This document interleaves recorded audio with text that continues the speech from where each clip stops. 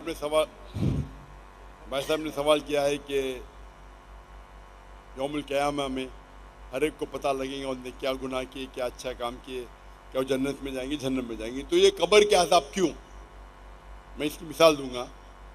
जब आप कभी पढ़ते स्कूल में या कॉलेज में, एक होता है फाइनल एग्ज़ाम, और इसका जवाब है सूरह इमरान में सूरह नंबर 3 आयत नंबर 185, कुल्लु नफ्सिन ज़ाइक़तुल मौत, हर नफ्स को मौत आएंगी। फाइनल रिकम्पेंस, जो फाइनल रिकम्पेंस वो होगा यौमुल क़यामा में, on the day of judgement. अगर कोई शख्स जहन्नम की आग से बच जाता है और जन्नत में जाता है, वो सफलता पाता है, नहीं तो ये दुनिया एक खेल है। तो आयत में साफ जिक्र है कुल्लु नफ्सिन ज़ाइक़तुल मौत, हर नफ्स को मौत, हर नफ्स मौत को चखेंगी, और फाइनल हिसाब किताब होगा यौमुल क़यामा पे। और जो इंसान जहन्नम की आग से बचेगा और जन्नत में जाएगा, वो सफलता पाएगा, नहीं तो ये दुनिया एक खेल है। मतलब टोटल फाइनल हिसाब किताब आखिरत में।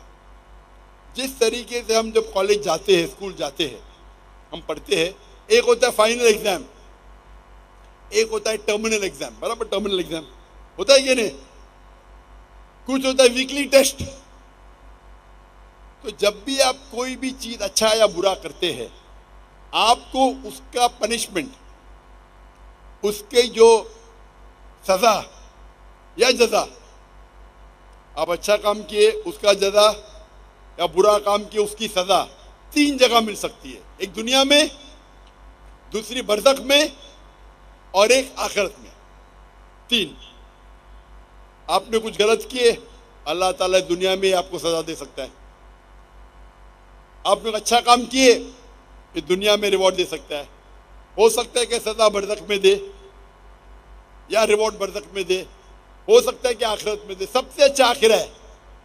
तो जो भी आप गलत करते हैं, आप टोटल करेंगे, उसकी सजा दुनिया, कब्र और आखिरत में मिलाएंगे, टोटल सही रहेंगे। कोई भी अच्छा काम करेंगे, उसका रिवॉर्ड दुनिया में मिल सकता है, आखिरत में, कब्र में और आखिरत में। इसीलिए अल्लाह के रसूल फरमाते हैं, जो भी गैर मुस्लिम है, वो जो भी अच्छाई करते, उसको दुनिया में उसका रिवॉर्ड मिल जाता है। एक मुशरिक है जो शिर्क करता है, वो जन्नत में नहीं जाएगा। अच्छे काम करता है, दुनिया में उसकी रिवॉर्ड मिल जाता है, तो वो आखिरत में अल्लाह से कंप्लेन नहीं कर सकेगा, मुझे तो इनाम मिला नहीं। मिसाल के तौर पे मदर टेरेसा, उसको बड़े बड़े अवार्ड मिले, अच्छा काम की, तो आखिरत में अल्लाह ताला बोलेगा तुमने अच्छा काम किए, तुमको शोहरत मिल गई, तुमको पूरा रिवॉर्ड दुनिया में मिला। जो गलत काम किए, हो सकता है कि थोड़ी सजा यहाँ नहीं भी मिले। कितने लोग हैं जो बड़े बड़े स्मगलर है, डाकू है, अपनी जिंदगी अच्छे ऐशो आराम से दुनिया में बिताते हैं। अल्लाह ताला बोला चलो तुमको सजा यहाँ नहीं दूंगा, कब्र में दूंगा और आखिरत में दूंगा, या सिर्फ आखिरत में दूंगा। तो वो समझता है कि अरे मैं तो बहुत तीर मारा, गलत काम किया, मुशरिक है, डाका डाला, लोग का कत्ल किया, दुनिया में कुछ नहीं उसको पनिशमेंट मिली। पनिशमेंट मिल सकती है कब्र में और आखिरत में। तो ये कहना कि आखिरत में पनिशमेंट मिलेंगी तो कब्र में क्यों मिल रही है, आप टोटल करेंगे तो सही रहेगा। हो सकता है कि पार्ट आपको दुनिया में मिली, पार्ट सजा आपको कब्र में मिली, बाकी की मिलेगी आखिरत में। हो सकता है कि दुनिया में आपको सजा मिली नहीं जो गलत काम किया आपने, हो सकता है कब्र में भी नहीं मिली, तो पूरी मिलेंगी आखिरत में। तो टोटल सही है ये, हाँ, लेकिन डबल सजा नहीं मिलेगी। डबल मतलब आपको मिलना चाहिए 100 पॉइंट्स की सजा, हो सकता है कि 2 पॉइंट दुनिया में मिलेगा, 8 पॉइंट कब्र में, 90 पॉइंट आखिरत में। अल्लाह ताला ऐसा नहीं करेगा 100 पॉइंट दुनिया में भी, 100 पॉइंट कब्र में भी, 100 पॉइंट आखिरत में। ये गलत है। तो अगर 100 पॉइंट की सजा मिलना चाहिए, आपको कुछ पॉइंट दुनिया में मिलेंगे, कुछ पॉइंट कब्र में, बाकी मिलेंगे आखिरत में। میں یہ پوچھنا چاہ رہی تھی، میں نور جہاں بات کر رہی ہوں کراچی سے. جی جی. میں یہ پوچھنا چاہ رہی تھی کہ عذاب قبر کے بارے میں مجھے کچھ تفصیلات چاہیے نا، قرآن و سنت کی روشنی میں. ٹھیک ہے، بہت شکریہ. عذاب قبر کے بارے میں ہم اس سے پہلے بھی کئی بار عرض کر چکے ہیں کہ اس میں جو قبر کا لفظ استعمال کیا جاتا ہے وہ تو ہماری رعایت سے ہے.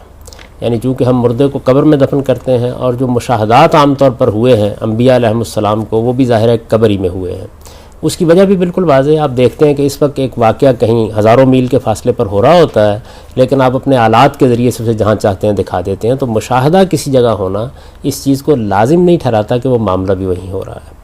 قبر کا لفظ میں نے اس لیے عرض کیا کہ یہ تو محض ہماری تفہیم کے لیے یعنی موت اور اب اگلی زندگی کے درمیان کا وقت ہے جس کو عذاب اس سے تعبیر کیا گیا ہے. اصل میں یہ برزخ کے معاملات ہیں. یعنی جو اللہ تعالیٰ نے انسانی روحیں قبض کر لی ہیں ان کو کسی جگہ رکھا گیا ہے. کہاں رکھا گیا ہے وہ اللہ جانتا ہے، اللہ کے فرشتے جانتے ہیں.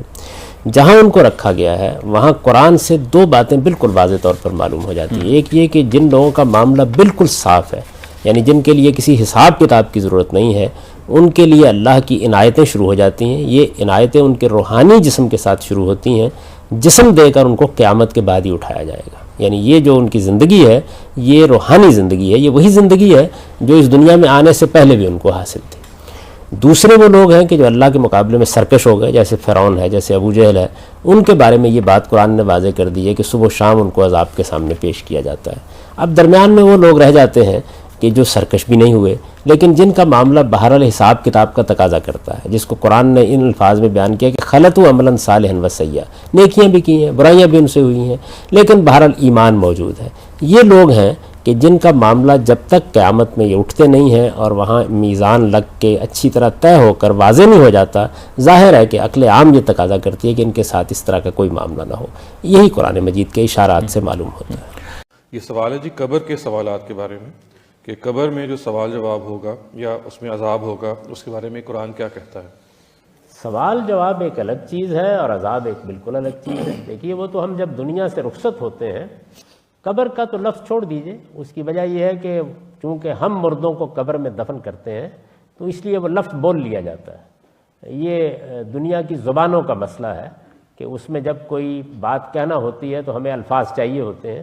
وہ الفاظ ہم اپنے روزمرہ کے استعمال ہی سے عکس کرتے ہیں، ورنہ انسان سمندر میں بھی بہا دیے جاتے ہیں، ان کو جلا بھی دیا جاتا ہے. اللہ تعالیٰ نے قرآن میں ہمیں یہ بتایا ہے کہ جب موت واقع ہوتی ہے تو یہ جسم یہ تو چھوڑ دیا جاتا ہے. یعنی اس کو دفن کر دیں، اس کو جلا دیں، اس کو پھینک دیں، اس کو پرندوں کے سامنے ڈال دیں. بہت سی قومیں ہیں کہ جو پرندوں کے سامنے ڈال دیتی ہیں، گدھ کھا جاتے ہیں.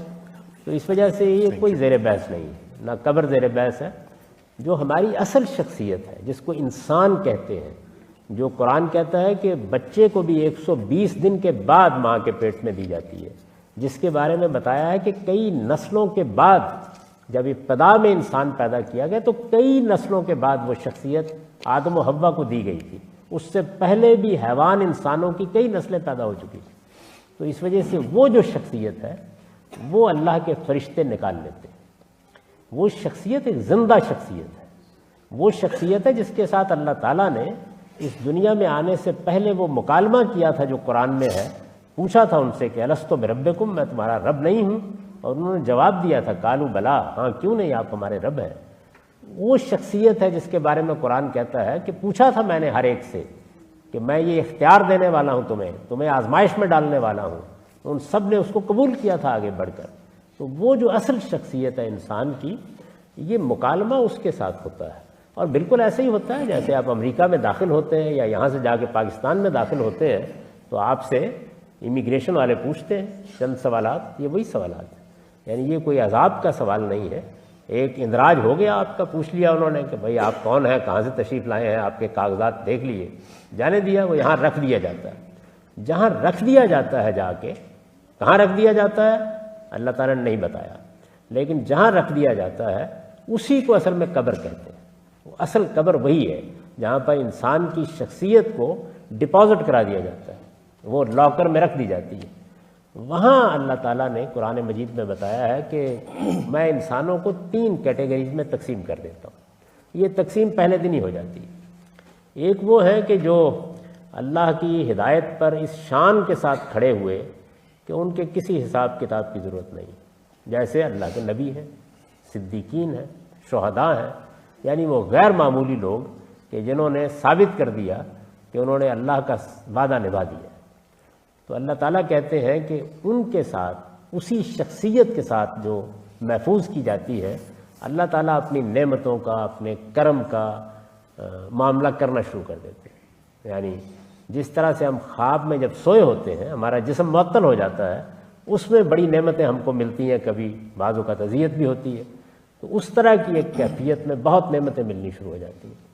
عند ربہم یرزقون، جیسے قرآن نے کہا۔ دوسری کیٹیگری ان لوگوں کی ہے کہ جو دوسری سمت میں ایکسٹریم پر چلے گئے، اللہ کے مقابلے میں کھڑے ہو گئے، جانتے بوجھتے انکار کر دیا، دشمن حق بن کے کھڑے ہو گئے، جیسے فرعون ہے، جیسے ابو جہل ہے۔ تو ان کے ساتھ بھی اس جگہ پہ جہاں رکھا گیا ہے، اس سے الٹ معاملہ ہونا شروع ہو جاتا ہے۔ چنانچہ اس کو قرآن نے بیان کیا ہے کہ فرعون اور اس کے درباریوں کے ساتھ یہ معاملہ ہو رہا ہے اس وقت بھی، کہ ان کو ان کا ٹھکانہ صبح و شام دکھایا جاتا ہے، اور قیامت کے دن وہ اس سے شدید عذاب میں لوٹا دیے جائیں گے۔ تو ان کے ساتھ بھی یہ ہونا شروع ہو جاتا ہے۔ وہ لوگ کہ جن کا حساب کتاب کرنے کی ضرورت ہے، نیکی بھی ہے، برائی بھی ہے، اچھائی بھی ہے، بھلا بھی کیا ہے، ایمان پر بھی رہے ہیں، کمزوریاں بھی دکھائی ہیں۔ قرآن مجید نے اس کو بڑی خوبصورت تعبیر میں بیان، خلطوا عملا صالحا وسیئا، انہوں نے اچھے برے اعمال ملا دیے۔ ان لوگوں کو سلا دیا جاتا ہے، قیامت میں اٹھایا جائے گا، حساب کیا جائے گا، پھر جو بھی اس نتیجہ نکلے گا اس کے لحاظ سے جہاں ان کو بھیجنا بھیج دیا جائے گا۔ تو یہ تفصیل ہے اس کی۔